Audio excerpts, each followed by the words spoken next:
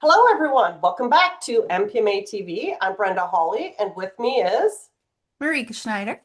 today we are going to talk about Myrika and Steve's recent trip to Washington, D.C. They were a part of a group that went to Washington, D.C. with the Minnesota Chamber. Myrika, I'm kind of curious to hear what all happened while you guys were there. So, what was this trip all about? Yeah, thanks, Brenda. So this trip was an opportunity for business owners and representatives in the state of Minnesota to travel with the Minnesota Chamber and really make voices heard about issues that are really impacting business success within our state. And those range from anything from taxation, tariffs, immigration, and for a lot of folks, a lot of energy related things that don't necessarily always apply to manufacturing. But again, everything sort of business sector related, it impacts all of us depending on what reforms are passed. And so, yeah, it was a really great opportunity to hear from constituents throughout the state in their different respective industries, as well as those in Capitol Hill. And it was very interesting just to see really how sometimes we don't think federal and state cross over, but really how what's happening at a federal level can really impede efforts at a state level and vice versa. Yeah, I do know that energy is becoming a big source of interest because of the data centers and the data centers taxing everybody's grids. So that's something I'm hearing a little bit buzzwords about. So that's kind of interesting. You got to hear from everybody and got a really great perspective. I know you guys met with Amy or Senator Klobuchar. What was your conversation with Senator Klobuchar focused on? Yeah. Yeah, it was a really cool experience and opportunity, and we wanted to highlight for her team as well as herself, who we are as manufacturing. One of the things that Steve and I really took away from this time was that we don't really have anyone who's like repping us as an industry, Mhm. and people consider manufacturing like construction trades. And so when you say manufacturing, then people say, yeah, we support the trades. And I just wrote a bill for construction. And you have to say, wait, but that's not manufacturing. While it is in some aspects, it's not our industry. And so really sort of letting her and her staff know, hey, here's what we do, here's what we need, here's the support that we would like.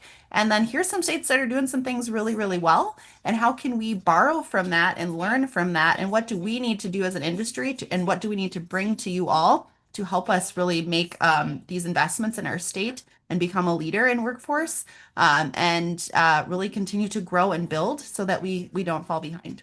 Yeah, I think those are very valid points. That's great. I'm so excited that you guys were able to have a one-on-one conversation with her. I know you guys also talked with Congressman Tom Emmer and that you had a really fun sign outside of his office with the MPMA logo on it. What did you guys cover with Tom Emmer's team? Yeah, we did discuss sort of more of that, again, that leader, who could be the leader, the representative. Obviously, Tom Emmer is very ag focused. We have a lot of those great representatives in our state, and we would love some of that fire for someone who wants to represent manufacturing. And so his staff were really gracious. They gave us just some ideas around a leadership council or advisory council, and we're willing to say, hey, we could even get, Tom Emmer to start that and help advocate for it while he couldn't lead it and because he has a lot on his plate, obviously, but he could help us get it off the ground and really get some backing for us to start to have larger conversations throughout the state and then hopefully get some other representatives within our state on board to help support some of those efforts. Wow, that's fantastic. Yeah, that I like that idea. Okay, so it sounds like you had some pretty productive conversations. What was the biggest takeaway that you and Steve kind of came out of there with after your 3 days, 2.5 days in DC? Yeah, I think really the importance of advocating for manufacturing and how important it is to vote in your local elections as well. Because a lot of decisions are made at some of these local levels, and sometimes people don't even know what they're signing off on.